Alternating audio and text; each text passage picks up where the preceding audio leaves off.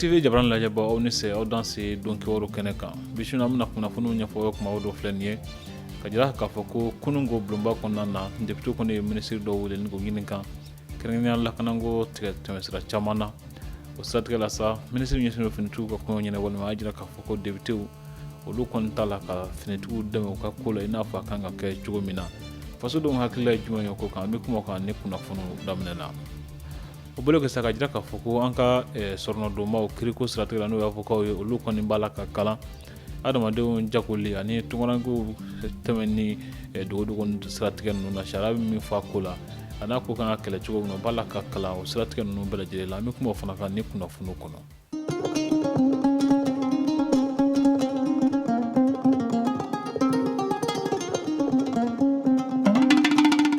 NFTV jabaran lajɛbɔ k'aw bɛɛ lajɛlen fo ni ka koɲuman dɔn ka don o don timinadiya kosɔn i ko an y'a fɔ ten cogo min na kunnafoni kuma waati la min bɛ tali kɛ an ka bulonba kɔnɔna na kunungo député kɔni ye ministre wele ni ka ɲininkali kɛ u la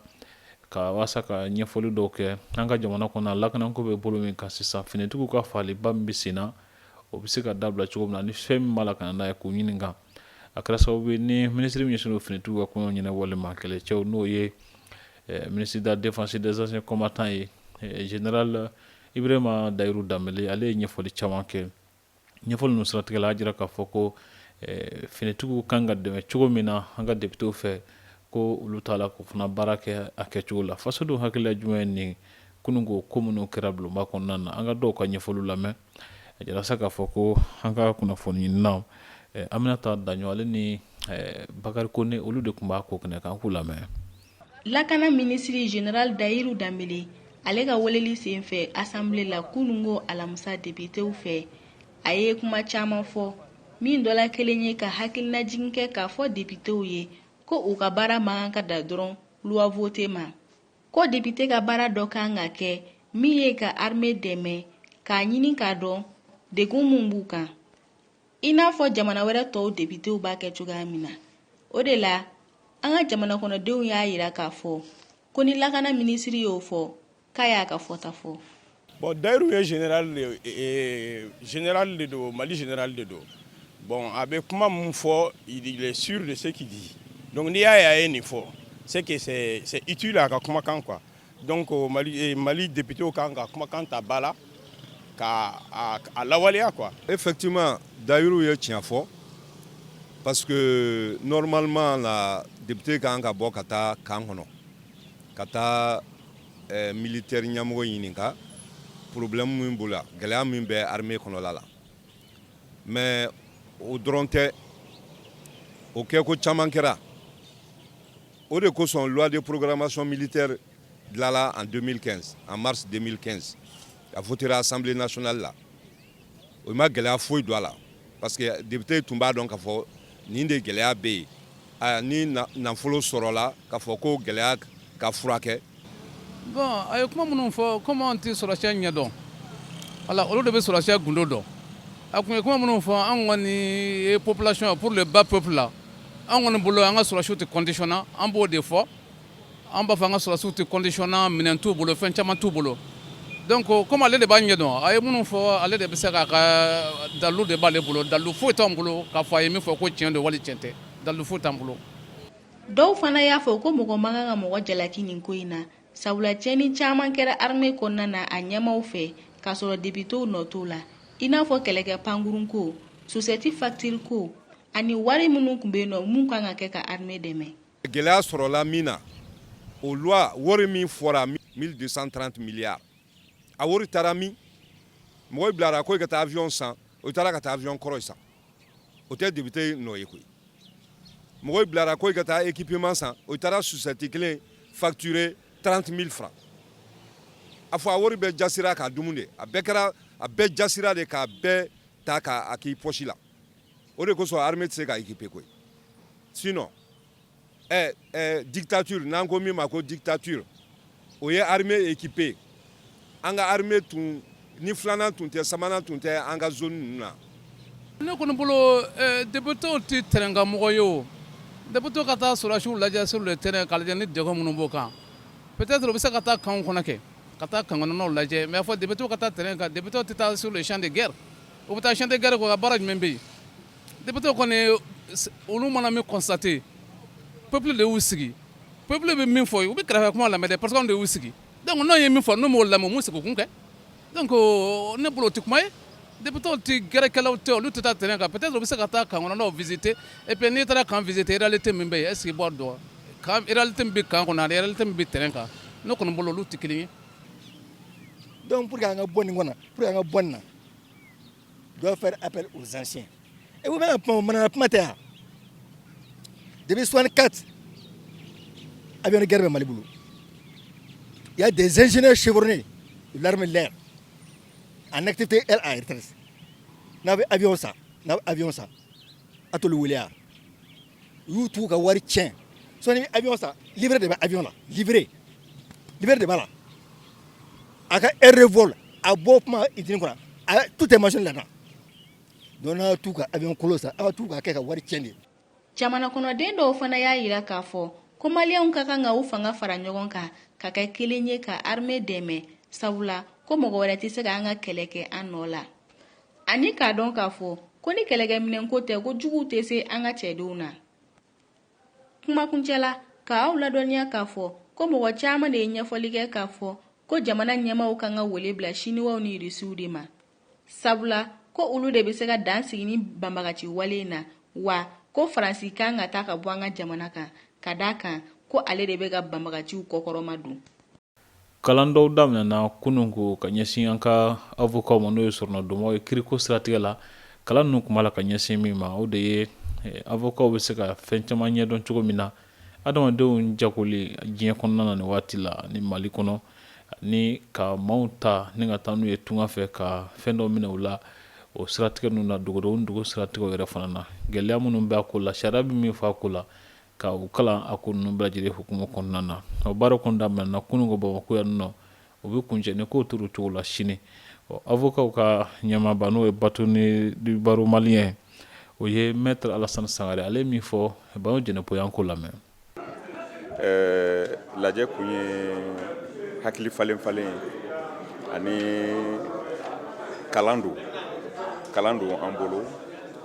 parce que kalan in sigira min kan c'est que comme aw bɛɛ b'a kalama sisan mɔgɔninfin dɔw bɛ yen u ka baara ye u mɔgɔninfin ɲɔgɔnw tali ye kuma dɔw la diyagoya la ka t'u feere ou bien u ka wariw minɛ u la yan k'a fɔ k'u bɛ taa n'u ye yɔrɔw la parce que comme guerre b'an ka yɔrɔ caman na sisan u b'u ta yen nɔ k'a fɔ u bɛ taa n'u ye yɔrɔ la yɔrɔ min sumalen don u ma ni o ye Europe fanfɛlaw ye aw yɛrɛ a ye caman bɛ sa mer Méditerranée in na ye donc u b'u ka wariw minɛ u b'u minɛ ka taa n'u ye ka t'u fili ou bien u bɛ t'u feere mɔgɔ wɛrɛw ma donc kalan min sigira bi o kalan ye de ka avocats u dege o kɛlɛ bɛ se ka kɛ cogo min na sariya sira fɛ comme avocat bɛ baara kɛ sariya de fɛ donc o kɛlɛ bɛ kɛ sariya sira fɛ cogo min na kalan in sigilen bɛ o de kan bi sɔgɔmada la a nafa ka bon parce que yarɔ ni sariya tɛ yɔrɔ min na hakilisigi tɛ yen a bɛ fɔ min ma paix yɛrɛ o tɛ yen sécurité tɛ yen donc ni mɔgɔw avocat sera ka nin kalan nin kɛ o bɛ se ka kɛ sababu ye u bɛ se ka u ka kɛlɛ kɛ sariya sira fɛ pour que kana ni hakilisigi ani paix ni sécurité ye o yɔrɔ ninnu na. Mali marakaw bɛ se ka koloso ɲɔgɔn na cogo min na bɛɛ bɛ se ka sabati ni ɲɔgɔn cɛ ani yiriwali baara caman bɛ se ka tɛmɛ cogo min na marakadugu kɔnɔna na ani kɛnɛyako yɛrɛ fana siratigɛ la min bɛ tali kɛ marakaw bɛ se ɲɔgɔn dɛmɛ cogo min na o kɔni ye u ka association Sonenke mutualité ɲɛmaaw olu ka laɲini ni waati ninnu na kununko ni kunnafoni dɔrɔn bɔra lasigiba kɛ walasa ka ɲɛfɔli caman kɛ olu ye baaraw wala ka tɛmɛ sira minnu fɛ ani ŋaniya ye min ye jan ko min b'a to maaw ka furakɛliw bɛ se nɔgɔya cogo min na marakaw ka kulu kɔnɔna na cɛsiriw b'a la ka ɲɛsin o siratigɛ ninnu bɛɛ lajɛlen ma association in ɲɛmaaba ye Mayimuna Ɲare ale ye min fɔ Bayo Jɛnɛpo y'an ko lamɛn. An ye an balima journaliste wele wula in na pour que ka se ka kunnafoni da aw tulo kan a nisɔndiya kokun fila bɛ an bolo nisɔndiya fɔlɔ o ye an balimakɛ bɔra Sénégal ko o bɛ ka événement dɔ organiser no ko tɔgɔ ko Namasane a bɛ kɛ novembre kalo tile 30 o événement ye mun ye c'est que marakaden fɛn fɛn bɛ yen n'u jɔyɔrɔ ka bon a kɛra affaire ye o a kɛra association ye o a kɛra secteur fɛn fɛn ye ne o marakaden ninnu jɔyɔrɔ ka bon diɲɛ taali la ɲɛfɛ u bɛ na prix di kɛ olu ma donc nisɔndiyako filanan min b'an bolo bi wula in na o ye mutualité ye an ye lancement min kɛ le 28 an y'a da jama tulo kan ko an bɛna na an ye convention signé ni mutualité malienne ye o convention kɔnɔna ye mun ye ka se ka assurance di mɔgɔ mɔgɔ b'an ka plateforme kan ni n ko mɔgɔ mɔgɔ a tɛ kɛ komi marakaden dama don parce que volet dɔ b'an bolo o ye volet de développement ye o volet bɛ taa projets déployer région ni localité kɔnɔna na o volet in kɔnɔna la hali ni association min tɛ maraka association dama ye n'i bɛ ka développement kɛ forage ko ni ka taa projets piloter e bɛ se k'o yɔrɔ plateforme signer donc mɔgɔ mɔgɔ kɔni b'anw ka plateforme kan an bɛ bi don min na association 50 de kɔ de y'an ka plateforme signer maraka communauté min bɛ Mali kɔnɔ maraka communauté min répertorié no 46 de répertorié no mais 40 ni anw bɛ ɲɔgɔn fɛ donc c'est pour que k'a yira u la k'a fɔ o mɔgɔ fɛn fɛn b'a kɔnɔ u bɛɛ bɛ se ka assurance ta assurance yɛrɛ critère ye jumɛn ye 500 o ye inscription ye o bɛ sara siɲɛ 1 pep donc n'i nana n'i ye 500 sara o tɛ mɔgɔ kelen dɛ o ye famille de ye. Salon de l'assurance baaraw fana bɛ sen na ni o ye cakɛdaw ye minnu n bɛ maaw jigi fa kosɛbɛ lasigi caman na i n'a fɔ kɛnɛya ko siratigɛw la assurance ko bunakun kan u ka ɲɔgɔn kunbɛba min bɛ wele ko salon baaraw kɔni labɛnw bɛ sen na kunnafonidilaw wulila kunun ko ni ka kumabaw bɛɛ lajɛlen ɲɛfɔ olu ye Awa Kulibali n'a ka jatala kun b'a ko kɛnɛ kan an k'u lamɛn. Assurance ye fɛn ye min tɛ an ta ye a daminɛ la parce que tubabuw de nana ni assurance an ka dugu la an kun t'a dɔn même n'an kun bɛ assurance kɛ an ni ɲɔgɔn cɛ parce que bɛɛ b'a dɔn k'a fɔ an ka jamana in kɔnɔ solidarité bɛ yan parce que ni ala ka ni hɛrɛ tana n'a sera mɔgɔ fɛn fɛn ma sigiɲɔgɔnw balimaw teri siraw baarakɛɲɔgɔn siraw furuɲɔgɔn siraw bɛɛ bɛ na k'i dɛmɛ donc o fana ye assurance suguya dɔ ye même ni tubabuw nana ni min ye o ni an ta in tɛ kelen dɔɔni mais tubabuw ta in nalen komi an t'a dɔn kosɛbɛ anw de ka baara dɔw bi a dun bɛ fɛn caman ye jamana bɛ fɛn caman ye jamanadenw ye donc an ka assureur an ka baara ye min ye an ka bureau bɛ yen sisan an ka baara ye min ye c'est ka assurance ɲɛfɔ ka assurance yira ka assurance vulgariser donc maliyɛnw k'u intéressé a la u ka na an ka sigi ka kuma an ka ɲɛfɔ ɲɛna u k'a faamuya filanan ye min ye a bɛ fɔ min ma ko image négative min b'u kan assurance kan u k'o bila kɛrɛfɛ parce que faamuyabaliya de don parce que n'i tɛ fɛn min dɔn kosɛbɛ hali mɔgɔ minnu kalanna olu caman tɛ assurance fɛn caman faamuya plus forte raison minnu ma kalan donc u ka na an ka sigi ka kuma an ka fɛnw ɲɛfɔ ɲɛna et pour que u bɛ se ka assurance dɔn a bɛ se ka fɛn min k'u ye. an bɛ yen de ka adamadenw dɛmɛ donc n'i ma faamuya o la n y'a dɔn o ye baara ye dɔɔni donc a ka kan sisan komi an yɛrɛ de ka baara ye an de ka taga ɲɛfɔli kɛ sisan donc o de kama an ye nin journée in instauré pour que an ni an ka clients an ka se ka échange kɛ donc u hakilinata ye min ye u ka besoin ye min ye an k'o faamuya pour que k'u nimisi wasa et n y'a fɔ cogo min fɛnɛ pour que assurance a ka barikaba sɔrɔ ka se ka faso fɛnɛ dɛmɛ barisa bɛɛ yɛrɛ b'a dɔn sisan k'a fɔ faso besoin bɛ ka dɛmɛ donc assurance jɔyɔrɔba de bɛ o fɛnɛ la mɔgɔ t'o dɔn mais an kan k'an sinsin o fɛnɛ kan. Ni ɲɛfɔliw de bi aw ka bi dɔnkɛwaro kun cɛ minnu labɛnna ka lasaw ma Nef TV kunnafonidilaw ni teleso ɲɛmaw olu bɛɛ lajɛlen ka bolo ɲɔgɔn sababu la an bɛ dugawu don de kɛ sa ko Ala ka su hɛrɛ caya.